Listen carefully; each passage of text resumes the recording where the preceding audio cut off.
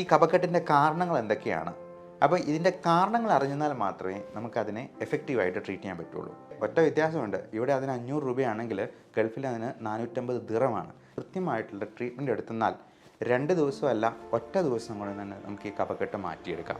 സ്ത്രീകളൊക്കെ ആണെങ്കിൽ ചുമച്ച് അറിയാതെ മൂത്രം പോകുന്നു എന്ന് വരെ കംപ്ലൈൻറ്റ് പറയാറുണ്ട്. കഫക്കെട്ട് നമുക്ക് എല്ലാവർക്കും വളരെ കോമൺ ആയിട്ട് അറിയാവുന്ന ഒരു സിംറ്റമാണ്. പക്ഷേ അതിന് ഇംഗ്ലീഷ് ഏതാണെന്ന് ചോദിച്ചെന്നാൽ നമ്മൾ പോലും പെട്ടെന്നൊന്ന് പകച്ചു പോകും. കഫക്കെട്ടിൻ്റെ ഇംഗ്ലീഷോ? സ്പ്യൂട്ടം അക്യുമുലേഷൻ അല്ലെങ്കിൽ എക്സ്പെക്ട്രേഷൻ എന്നൊക്കെ നമുക്ക് വേണമെങ്കിൽ അതിന് ഇംഗ്ലീഷിൽ പറയാം. പക്ഷേ നമുക്ക് വളരെ കോമൺ ആയിട്ട് അറിയാവുന്ന ഒരു സിംറ്റമാണ് ഈ കഫക്കെട്ട്. കുട്ടികൾക്കാണെങ്കിൽ, കൊച്ചു വാവമാർക്കൊക്കെ കുറുകുറുപ്പായിട്ട് അമ്മമാർ പറയാറുണ്ട്.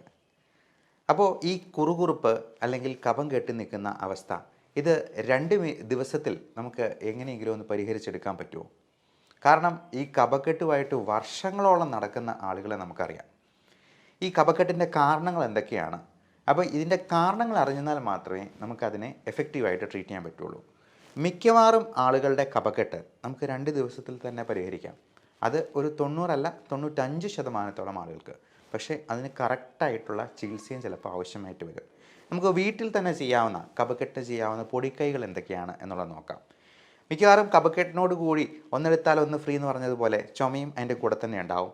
അതോടൊപ്പം നമ്മൾ ക്ലോസ് ആയിട്ട് ഒബ്സർവ് ചെയ്യുമ്പോൾ നമുക്ക് മനസ്സിലാവും അലർജി പ്രശ്നങ്ങളും ഈ കൂട്ടർക്കുണ്ടാകാം. മൂക്കടപ്പ്, തുമ്മൽ, കണ്ണ് ചൊറിച്ചിൽ, ദേഹമൊക്കെ ചൊറിഞ്ഞതടിക്കുക തുടങ്ങിയ അലർജി പ്രശ്നങ്ങൾ. ഇത് ശ്വാസകോശത്തെ ബാധിക്കുമ്പോഴാണ് കഫക്കെട്ട്, ചുമ, ശ്വാസം മുട്ടൽ, വീസിങ്, വലിവ് തുടങ്ങിയ സിംറ്റംസിലേക്ക് മാറുകയും അത് ബ്രോങ്കിയൽ ആസ്മ എന്ന രൂപത്തിലേക്ക് പരിണമിക്കുകയും ചെയ്യുക. മിക്കവാറും ആളുകളുടെ കഫക്കെട്ടിന് മെയിൻ കാരണം ഈ പറയുന്ന അലർജി തന്നെയായിരിക്കാം. ഇനി ചുരുക്കം ചില ആളുകളിൽ ഈ പലതരത്തിലുള്ള ഇൻഫെക്ഷൻസ് കൊണ്ടുവരാം. ഇൻഫെക്ഷൻസ് തന്നെ ബാക്ടീരിയൽ ആകാം, വൈറൽ ഇൻഫെക്ഷൻസ് ആകാം. നമുക്കറിയാമല്ലോ, കോവിഡ് വരുമ്പോൾ തന്നെ നമുക്ക് ഈ ചുമയും കഫക്കെട്ടും ചിലപ്പോൾ മാസങ്ങളോളം മാറാതെ നിന്നേക്കാം. അത് പോസ്റ്റ് വൈറലായിട്ടുള്ള ബ്രോങ്കൈറ്റിസ് ചിലപ്പോൾ നമ്മൾ മരുന്ന് കൃത്യമായിട്ട് എടുത്തില്ലെന്നുണ്ടെങ്കിൽ അത് മാസങ്ങളോളം നമ്മളെ ബുദ്ധിമുട്ടിച്ചുകൊണ്ടിരിക്കും. സ്ത്രീകളൊക്കെ ആണെങ്കിൽ ചുമച്ച് അറിയാതെ മൂത്രം പോകുന്നു എന്ന് വരെ കംപ്ലൈൻറ്റ് പറയാറുണ്ട്. അപ്പോൾ അങ്ങനെയുള്ളപ്പോൾ നമുക്ക് ചിലപ്പോൾ ചില അവസരങ്ങളിൽ ഈ കഫം എടുത്ത് പരിശോധിച്ച് അതിന് വേണ്ട കൾച്ചറും ചെയ്ത് അതിന് പറ്റിയ ആൻറ്റിബയോട്ടിക്കും കൊടുത്ത് അതിന് വേണ്ടിയുള്ള ട്രീറ്റ്മെൻറ്റ് ചെയ്യുക തന്നെ വേണം. ചെറിയ കഫക്കെട്ടും അലർജി മൂലമുള്ള പ്രശ്നങ്ങളുമൊക്കെ നമുക്ക് നമ്മുടെ ജീവിതചര്യകളിലൊന്ന് ക്രമപ്പെടുത്തി ചെറിയ പൊടിക്കൈകളുമൊക്കെ ചെയ്ത് നമുക്കൊന്ന് ക്രമപ്പെടുത്തിയെടുക്കാം. അതിനെക്കുറിച്ചാണ് നമ്മളിന്ന് ഡിസ്കസ് ചെയ്യുന്നത്. അപ്പോൾ നമുക്കിതിനെ ചെയ്യാവുന്ന കാര്യം, കഫക്കെട്ട് മാറാനായിട്ട്, കഫം അലിഞ്ഞു പോകാനായിട്ട് ചെയ്യാവുന്ന ഏറ്റവും നല്ല കാര്യം ആവി പിടിക്കുക തന്നെയാണ്. രാവിലെ വൈകുന്നേരം നന്നായിട്ട് ആവി പിടിക്കുക. അത് പ്ലെയിൻ ആവി തന്നെ എടുത്തെന്നാൽ മതിയാവും. വേണമെങ്കിൽ വിക്സോ തുളസിയിലോ അങ്ങനെ എന്തെങ്കിലും ഇടുന്നതിൽ കുഴപ്പമില്ല. ഒരുപാട് പ്ലാന്റ്സും പച്ചക്കറികളും ഒക്കെ ഇടണമെന്നല്ല. നമ്മൾ ജസ്റ്റ് ആവി കൊള്ളിക്കുന്നത് തന്നെ, സ്റ്റീം എന്ന് പറയുന്നത് തന്നെ നല്ലൊരു മ്യൂക്കോലൈറ്റിക് ഏജൻ്റാണ്.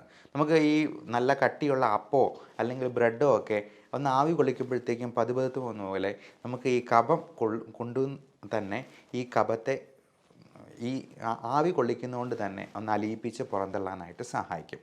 അപ്പോൾ ഈ പലപ്പോഴും ആൾക്കാർ വിചാരിക്കുന്ന ഈ ആവി കൊണ്ടു കഴിഞ്ഞിട്ടുണ്ടെങ്കിൽ ഇത് ഉറച്ചു പോകും എന്നൊക്കെയാണ്. എൻ്റെ അടുത്തൊരു കുഞ്ഞിൻ്റെ അച്ഛൻ കഴിഞ്ഞ ദിവസം പറഞ്ഞുള്ളൂ, ഇത് ഉറച്ചു പോകത്തില്ല ആവി കൊടുത്തു കഴിഞ്ഞാൽ.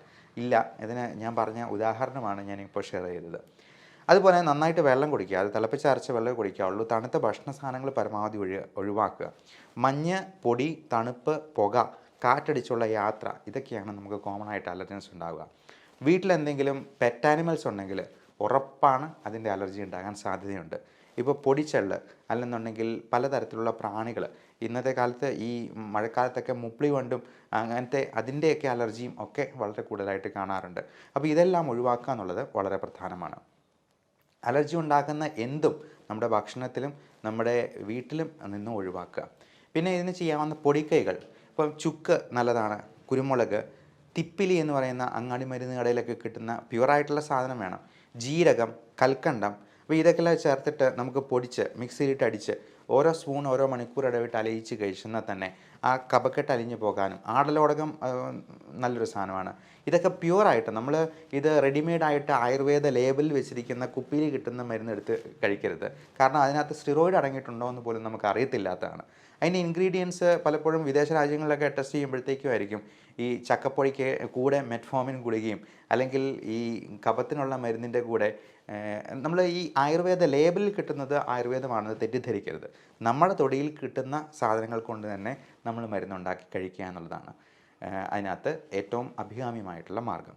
പിന്നെ ഇതിൻ്റെ ട്രീറ്റ്മെൻറ്റിലോട്ട് വരുമ്പോൾ ഇതിലാണ് പലപ്പോഴും ആൾക്കാർ പേഷ്യൻസിൻ്റെ ഒരു ധാരണ, നമ്മൾ ഇതിന് കൊടുക്കുന്ന നെബുലൈസേഷൻ, ഇൻഹേലർ മരുന്ന്, ഇതൊക്കെ വളരെ ഏതാണ്ടോ ഭയങ്കര ഡോസ് കൂടിയ സാധനമാണ്, അങ്ങ് അതിന് അഡിക്ഷൻ ഉണ്ടാകും, തടി കൂടും, അങ്ങനെ പലതരത്തിലുള്ള തെറ്റിദ്ധാരണകളുണ്ട്. നമുക്ക് ഈ ശ്വാസകോശ രോഗങ്ങൾക്ക് ഏറ്റവും നല്ലത് ഉള്ളിലോട്ട് വലിച്ചെടുക്കുന്ന മരുന്നാണ് എന്ന് മനസ്സിലാക്കുക. കാരണം അത് രക്തത്തിലേക്ക് കയറുന്നില്ല എന്നുള്ളത് കൊണ്ട് തന്നെ നമ്മൾ ഒരു മുറിവുണ്ടാകുമ്പോൾ അതിൽ ഓയിൻമെൻറ്റ് പുരട്ടുകയായിരിക്കും ഏറ്റവും നല്ലത്. അതുപോലെ കഴിക്കുന്ന ഗുളികയേക്കാളും ഏറ്റവും നല്ലത് ഈ കണ്ണിലെ അസുഖത്തിന് നമ്മൾ കണ്ണിൽ തുള്ളിമരുന്ന് ഒഴിക്കുന്ന പോലെ ആയിരിക്കും. എന്ന് പറഞ്ഞ പോലെ ശ്വാസകോശ രോഗങ്ങൾക്ക് അതിൻ്റെ ഉള്ളറകളിലുള്ള കഫത്തെ അലിയിച്ച് കളയാനും ആ ബ്രോങ്കസിനെ ഡൈലേറ്റ് ചെയ്യാനും ഈ കഫത്തെ പുറന്തള്ളാനായിട്ടും അതിനുള്ളിലുള്ള നീർക്കെട്ട് കുറയാനായിട്ടും ആൻറ്റി ഇൻഫ്ലമേറ്ററി എന്ന് പറയും, അങ്ങനെയുള്ള മരുന്നുകളാണ് കൊടുക്കുന്നത്. ഇത് സ്റ്റിറോയിഡ് ഇല്ലേ എന്നുള്ളതാണ് വേറൊരു ചോദ്യം. ഈ സ്റ്റിറോയിഡ് എന്ന് പറയുന്നത് ഈ ഇൻഹേലർ മരുന്നിൽ ഉപയോഗിക്കുമ്പോൾ അത് മാക്സിമം 400 mcg ഉള്ളൂ. അതായത് 1 മില്ലിഗ്രാമിൻ്റെ പകുതി പോലും ഇല്ല എന്ന് മനസ്സിലാക്കുക. നമ്മൾ കഴിക്കുന്ന ഒരു പാരസ്റ്റമോൾ ഗുളികയിൽ 650 മില്ലിഗ്രാം ഉണ്ട്. അപ്പോൾ ഈ ഡോസിൻ്റെ വ്യത്യാസം കഴിക്കുന്ന ഗുളികയും ഇൻഹേലറും തമ്മിൽ ഒത്തിരി അന്തരമുണ്ട് എന്ന് മനസ്സിലാക്കുക. അപ്പോൾ ഇത് ഇപ്പോൾ അമേരിക്കയിലോ യൂറോപ്പിലോ ജപ്പാനിലോ ഒക്കെ പോയെന്നാലും ഈ ഇൻഹേലർ മരുന്നുകളാണ് നമ്മൾ അവിടെയും പ്രോട്ടോകോൾ പ്രകാരം കൊടുക്കേണ്ടത് എന്ന് മനസ്സിലാക്കുക. ഇപ്പോൾ ഗൾഫിലാണെങ്കിൽ നമ്മൾ ഇവിടെ കിട്ടുന്ന ഇൻഹേലർ മരുന്നുകൾ, മൾട്ടിനാഷണൽ കമ്പനിയുടെ ഇൻഹേലർ മരുന്ന് അതേ പേരിൽ തന്നെ ഗൾഫിൽ കിട്ടും. പക്ഷേ ഒറ്റ വ്യത്യാസമുണ്ട്, ഇവിടെ അതിന് 500 രൂപയാണെങ്കിൽ ഗൾഫിൽ അതിന് 450 ദിറമാണ്. ഞാൻ പേഴ്സണലി എടുത്ത് നോക്കിയിട്ടുള്ളത് കൊണ്ടാണ് ഇത്ര വ്യക്തമായിട്ടും ആധികാരികമായിട്ടും പറയുന്നത്. അതുകൊണ്ട് ഇങ്ങനെയുള്ള അസുഖങ്ങൾ മാറാൻ നിൽക്കുന്നുണ്ടെങ്കിൽ നിങ്ങൾ അതിൻ്റെ സ്പെഷ്യലിസ്റ്റ് ഡോക്ടറിനെ കണ്ട് തന്നെ അതിന് വിദഗ്ധ ചികിത്സ ഉറപ്പാക്കുക. ഇനി കഫക്കെട്ട് മാറാതെ ഒത്തിരി നാൾ നിൽക്കുന്നുണ്ടെങ്കിൽ വേറെ എന്തെങ്കിലും കാരണങ്ങളുണ്ടോ എന്നുള്ളത് അതിൻ്റെ മറ്റ് വിദഗ്ധ പരിശോധനകൾ, ചിലപ്പോൾ CT സ്കാൻ പറയുമായിരിക്കും. ബ്രോങ്കിയക്ടൈസിസ് പോലുള്ള നാണ്ടുകൾ നീണ്ടു നിൽക്കുന്ന അസുഖങ്ങളുണ്ടാകാം. ശ്വാസകോശം ചുരുങ്ങിപ്പോകുന്ന, ഇപ്പോൾ കോവിഡിനൊക്കെ ശേഷം ഈ തേങ്ങ ഉണങ്ങിപ്പോകുന്നത് പോലെ ശ്വാസകോശം ചുരുങ്ങിപ്പോകുന്ന അവസ്ഥകളുണ്ടാകാം.